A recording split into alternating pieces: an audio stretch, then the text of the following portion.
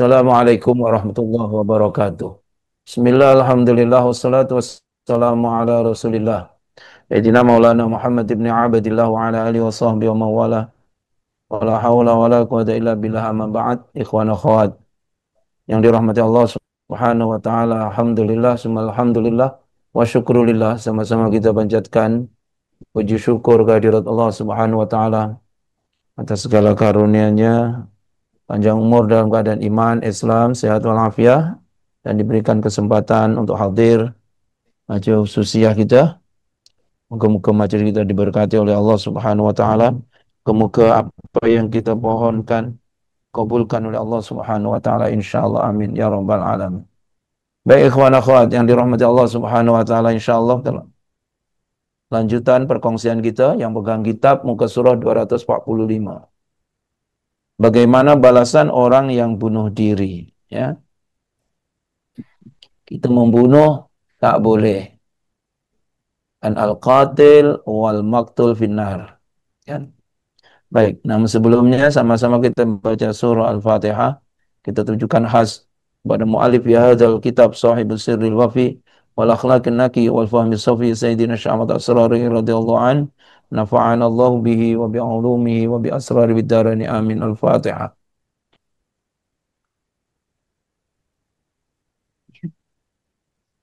Bismillahirrahmanirrahim. Alhamdulillah rabbil alamin. Wassalatu wassalamu ala asyrafil mursalin Sayyidina Muhammadin wa ala alihi wa sahbihi ajma'in. Ya Rahman, Ya Rahim, Ya Latif, Ya Karim, Ya Allah, Ya Azim, Ya Fattah, Ya Alim. Iftah qulubana wa qulub ahlina wa dhurriyyatina bi futuhil arifin. Wa faqihna fid din wa alimna ta'wil wahdina ila sawa'is sabil. Allahumma rizukna ya rahman nabiyyin wa hawdhal mursalin. Wa ilhamal malaikatil muqarrabin fi afiyatin ya rahman rahimin. Sallallahu ala sayyidina Muhammadin wa ala alihi wa sahbihi wasallam. Alhamdulillah. Qala al-musannifu rahimahullah wa nafa'ana bihi wa bi ulumihi wa bi asrari bid darani amin. Bagaimana balasan orang yang bunuh diri? Ya. Baginda Habibillah Rasulullah Muhammad sallallahu alaihi wasallam bersabda, sebelum kalian ada seorang laki-laki yang mengalami luka, ia merasa putus harapan lalu mengambil sebilah pisau dan memotong tangannya, maka tidak henti-hentinya darah mengalir hingga ia meninggal. Allah Subhanahu wa taala berfirman, seorang hambaku telah mendahului kehendakku dengan membunuh dirinya. Aku haramkan surga baginya. Hadis riwayat Imam Bukhari dari Sayyidina Jundub bin Abdillah radhiyallahu an. Jadi bunuh diri termasuk sesuatu yang dilarang. Wala tulqu biaidikum ila tahlukah. Janganlah jerumuskan dirimu pada kehancuran. Maka ini salah satu apa? Maqasidus syariah, menjaga nyawa, ya. Jadi membunuh orang lain tanpa hak tak boleh. Begitu juga membunuh diri sendiri, kan? Karena rasa putus asa, rasa putus harapan, kemudian dia memotong tangannya tadi sehingga apa? Darah keluar terus sampailah dia meninggal tadi. Maka Allah haramkan baginya surga. Beliau sallallahu alaihi wasallam juga bersabda, sebelum kalian ada seorang laki-laki yang mengalami luka bernanah.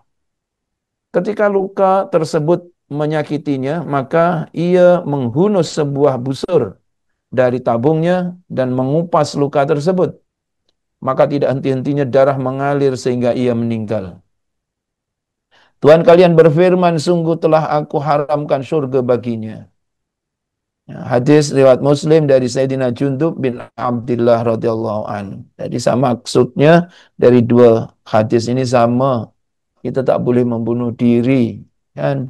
Seakan-akan kalau bunuh diri itu adalah mendahului kehendak Allah Subhanahu wa taala. Kan? Baik. Jadi apapun membunuh, caranya macam mana, ya, yang jelas kalau melakukan sesuatu yang mengakibatkan dia meninggal, ya, maka itu diharamkan surga. Dan juga diriwayatkan daripada Sayyidina Jundub bin Abdillah radhiyallahu an bahwasanya seorang laki-laki terkena luka. Ia pulang ke rumahnya dan mengerang-erang akibat luka tersebut. lalu ia mengeluarkan sebuah busur dari tabung dan menusuk-nusukkan tepat pada lukanya. Para sahabat menuturkan hal tersebut pada Rasulullah sallallahu alaihi wasallam. Beliau sallallahu alaihi wasallam bersabda, seperti yang difirmankan Tuhannya, seorang hambaku telah mendahului kehendakku dengan membunuh dirinya. Hadis riwayat Imam Ahmad bin Hambal. Oke, maksudnya semua sama. Ini adalah balasan ya, bagi orang yang bunuh diri, baik sebab sakit yang menyakitkan, derita yang amat sangat, atau keputusasaan dalam hidup dan kehidupan. Pokoknya bunuh diri dengan cara apapun diharamkan. Nah ini diharamkan. Baik. Dan balasan orang yang demikian adalah diharamkan masuk surga. Bagi orang yang membunuh dirinya, diharamkan masuk surga secara zahir. Kalau pada akhirnya dia bertaubat dan Allah terima taubatnya, akhirnya masuk surga lah. Nah, ini. Baik. Imam Ibn Hajar Al-Asqalani radhiyallahu ta'ala berkata dalam kitab Fathul Bari, dalam hadis tersebut dapat diambil pengertian pertama, haram bunuh diri. Jelas. Ya, macam manapun keadaan penyakit kita tak boleh bunuh diri. Kan? Ataupun membunuh orang lain. Sedangkan keharaman membunuh orang lain itu diambil dari hadis ini secara kias.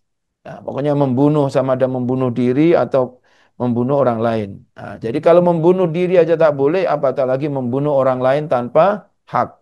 Nah, maka dikiaskan ke situ. Ya, kiasnya kias aulawi. Baik. Kedua, hak-hak Allah Subhanahu wa taala dan rahmat kasih sayangnya pada segenap makhluk. Sekira Allah Subhanahu wa taala telah mengharamkan mereka untuk bunuh diri, sedangkan semua jiwa itu milik Allah Subhanahu wa taala. Kan? Jadi Allah mengharamkan supaya kita tidak membunuh diri kita. Sebab jiwa kita adalah milik Allah. Nah ini. Jadi jiwa kita milik Allah, maka kita diharamkan untuk membunuh diri kita. Ini. Yang ketiga, menceritakan umat-umat terdahulu keutamaan sabar terhadap musibah dan tidak cemas, resah dan gelisah terhadap berbagai macam sakit dan penyakit agar tidak meluas pada yang lebih berat lagi. Nah, pentingnya kita contoh kisah-kisah terdahulu, ya.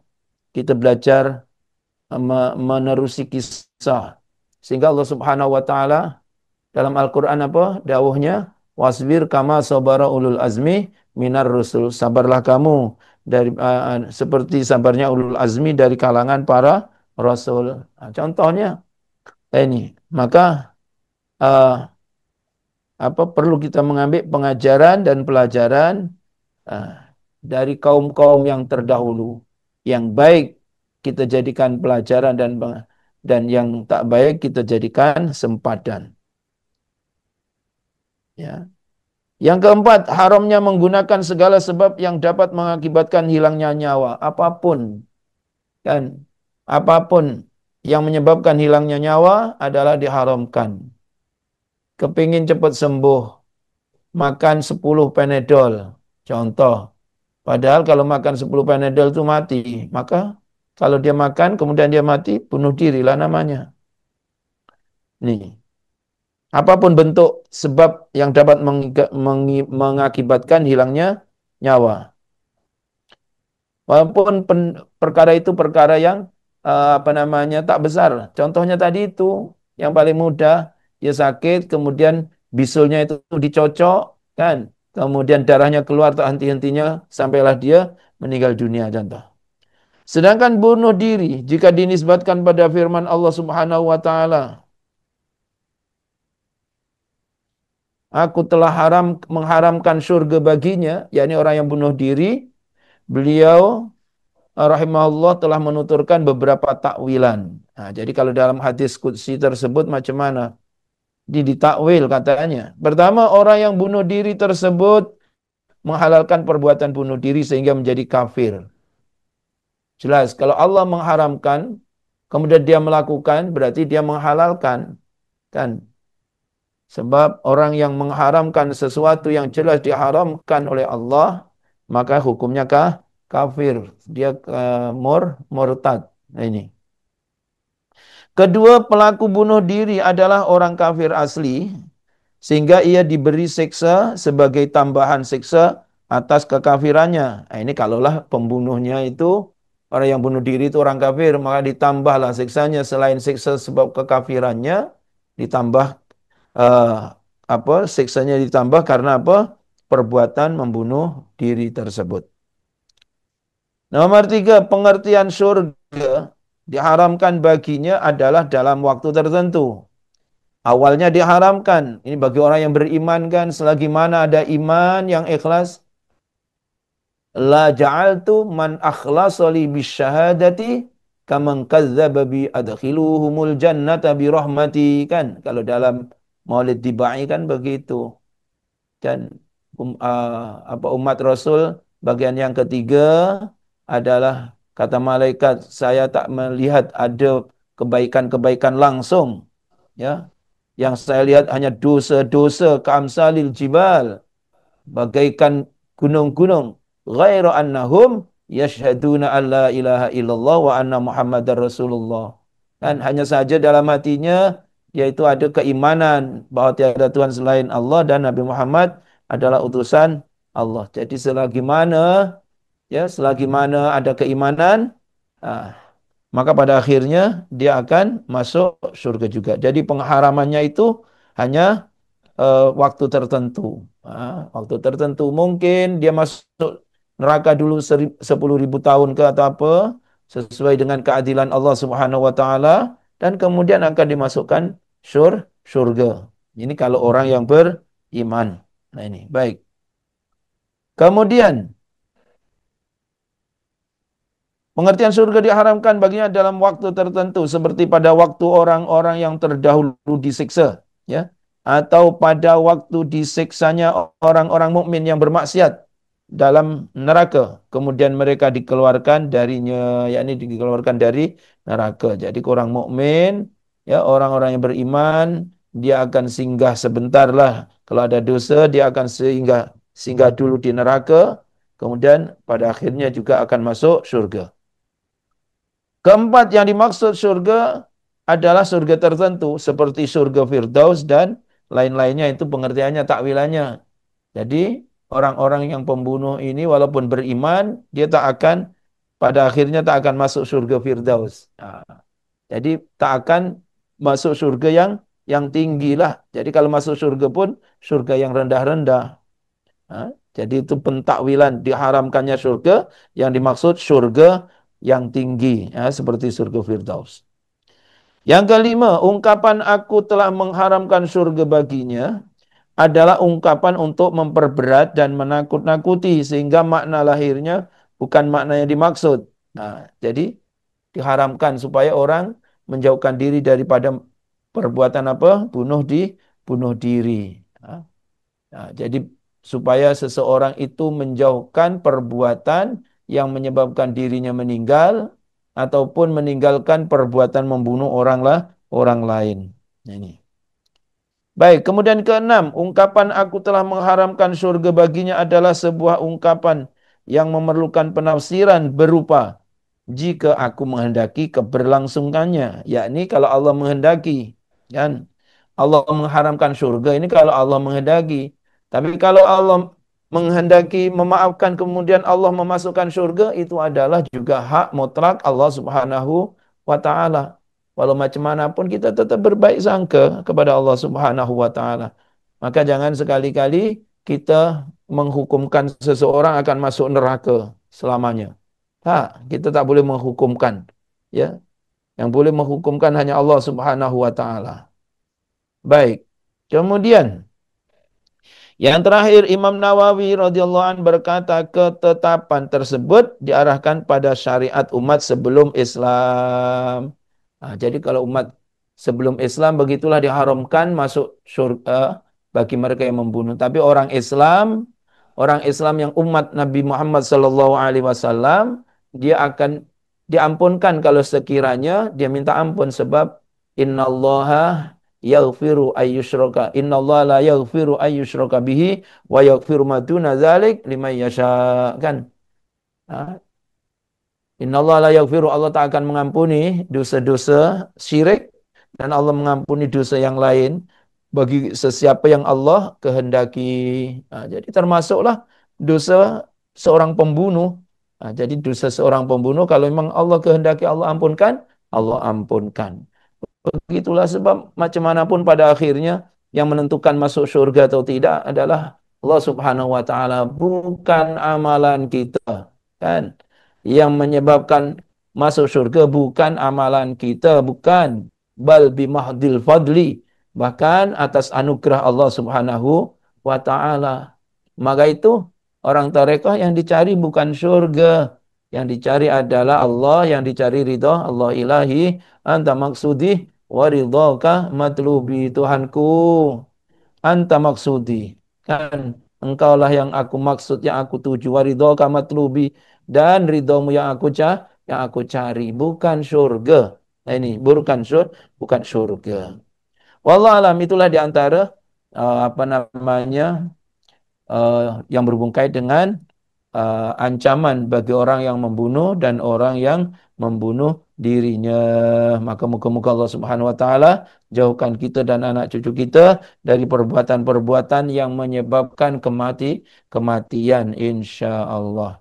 Baik ikhwan akhwat yang dirahmati Allah Subhanahu wa taala, sebelum kita bersurai ada pengumuman. Pertama, pengumuman innalillahi wa inna ilaihi rajiun. Telah berpulang ke rahmatullah Eko Susilo bin Sutrisno, adik kandung Pak Bambang Bintan di Dumai. Kan? Semoga Allah mengampuni segala dosanya dan Allah menerima segala kebaikannya insyaAllah, dan Allah karuniakan husnul khatimah insyaAllah. Al-Fatihah.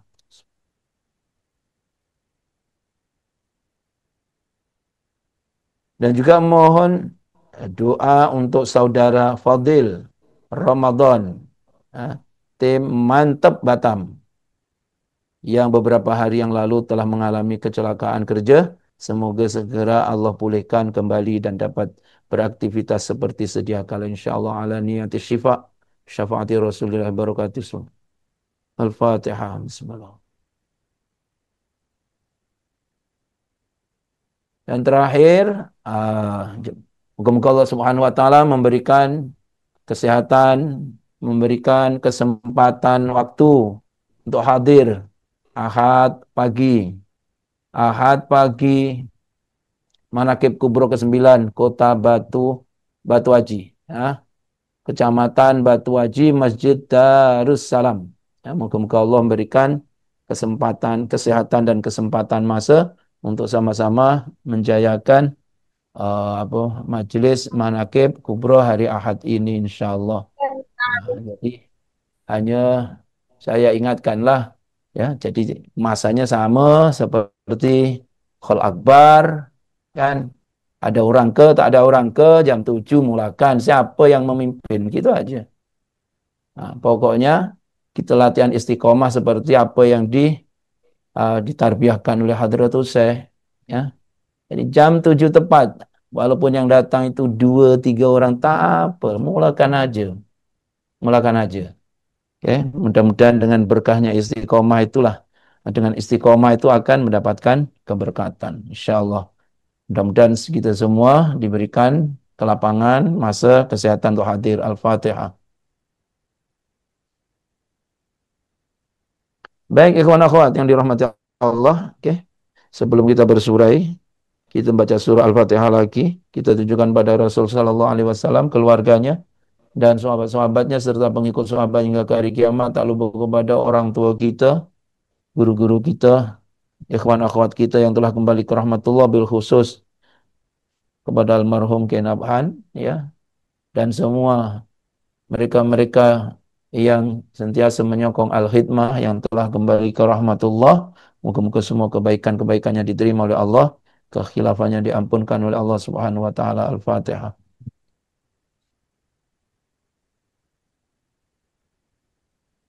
Al-Fatihah, tak lupa juga Fatihah untuk kita semua, untuk kita anak cucu kita semua yang masih hidup, moga-moga diberikan panjang umur, tetap iman Islam, sehat walafiat, dijauhkan daripada balak dan penyakit, ya, yang sedang sakit moga-moga diberikan kesembuhan oleh Allah Subhanahu wa taala, dan diberikan istiqamah kita dalam menunaikan tanggung jawab kita. Moga-moga dengan berkahnya istiqamah, kalau Allah memanggil kita, kita dipanggil dalam keadaan husnul khatimah insyaallah. Tak lupa juga untuk as-sofa, mudah-mudahan semakin berkembang dan berkah insyaallah, dan mudah-mudahan manaqib kubro batu haji berjalan dengan lancar dan lebih syiar, menggembirakan guru-guru kita insyaallah. Al-Fatihah.